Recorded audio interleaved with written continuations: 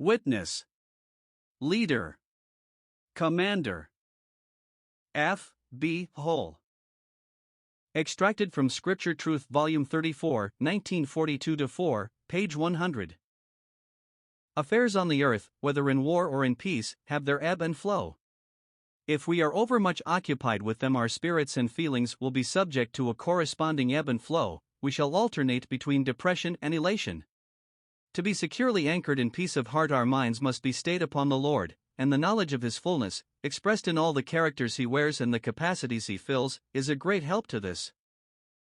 The two disciples on the road to Emmaus were in the depths of depression.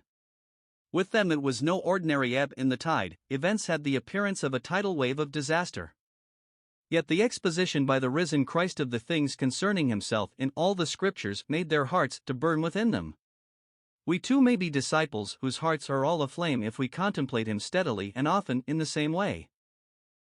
We may safely assume that the great messianic passage, Isaiah 52:13-55:13, had a prominent place amongst those to which the Lord directed the thoughts of the two disciples. In it, we start with a prediction of the coming exaltation of the once humbled servant of Jehovah, passing to consider him in his rejection when his soul was made an offering for sin. We discover that his shame and suffering, instead of annihilating all prospect of his glory, are the secure foundation on which forever his glory shall rest. This is emphasized in the last verse of Isaiah 53, "Therefore will I divide him a portion with the great, because he has poured out his soul to death." Then in Isaiah 54 we read of the consequent restoration and blessing of Israel, when that hitherto barren nation shall burst into song. In chapter 55 follows a call to everyone that thirsts, which must bring in the Gentiles. From the Old Testament viewpoint, the blessing of Israel comes before that of the Gentiles, but in actual historical fact the cry to the Gentiles, which results in the calling out of an election from their midst, has preceded the national blessing of Israel. In the coming day, of course, there will be an exhaustive fulfillment of Isaiah 55, in the millennial blessing of the Gentile nations in connection with Israel. Yet there is a present-day fulfillment of this chapter. Verse 5, for instance, foreshadows the announcement which the Lord made in Matthew 21 verse 43. So also the sure mercies of David, verse 3, is quoted by Paul, in Acts 13 verse 34, as referring to Christ risen from the dead. Such mercies are now available to all who believe, whether Jew or Gentile. This makes perfectly clear the bearing of verse 4, which may now occupy our thoughts for a few moments. In this verse the word "for people" is in the plural. Speaking of the once humbled servant, who made atonement in his death, who is now risen and dispensing the sure mercies of David, the prophet says, in Jehovah's name, "Behold, I have given him for a witness to the peoples, a leader and commander to the peoples." In these characters he will fully be displayed in the coming age. We anticipate the spiritual blessing of that age, for we know him thus today. As the witness to the peoples he stands absolutely alone. He only is the declarer of God, being the only begotten Son, who abides in the bosom of the Father, John 1 verse 18. He is the faithful witness, and again, the faithful and true witness, Revelation 1 verse 5, Revelation 3 verse 14. Hence in him we really know God as he is. There is much need to continually remind ourselves of this, since the men of the world always have the tendency to judge of God by what they find in the world. Thus they utterly misjudge him, and formulate their complaints against him, and we may often be tempted to make the same mistake in principle, complaining of his ways in permitting this or that to come upon us. If, however, we turn our eyes upon Jesus, and keep them there, we shall be dwelling in the light of the knowledge of God.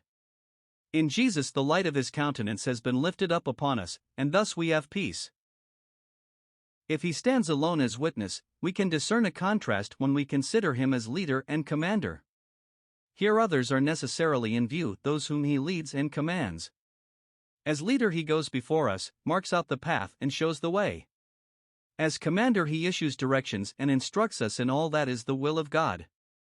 We need both, we find both in him, for God has made that same Jesus, whom men crucified, both Lord and Christ. As Lord he stands on God's behalf, administering and instructing, which answers to commander. As Christ he takes his place as the risen and anointed head of all redeemed creation, and head of his church in particular. This is a fuller expansion of that which is set forth in leader. His own words when on earth were, "And I, if I be lifted up from the earth, will draw all men to me," John 12 verse 32. This is a clearer statement of the fact stated in verse 5 of Isaiah 55. We Gentiles who were aliens from the commonwealth of Israel, and strangers from the covenants of promise, have been called by him, and are a kind of firstfruits of the nations that shall run to him, because Jehovah.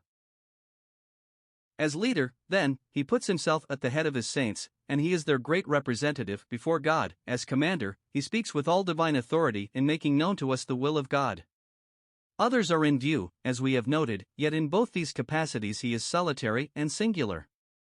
The offices are exclusively his. To no other do we owe allegiance. By no other can the authoritative word be spoken. The commandments he issues are not legal enactments, on the keeping of which our standing before God depends, as was the case in the law of Moses. But nevertheless they are commandments. No apostle speaks more of them than does the Apostle John, both in his Gospel, recording the Lord's words, and then again in his epistle.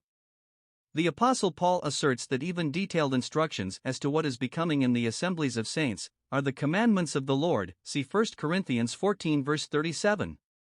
His commandments are not grievous, 1 John 5 verse 3.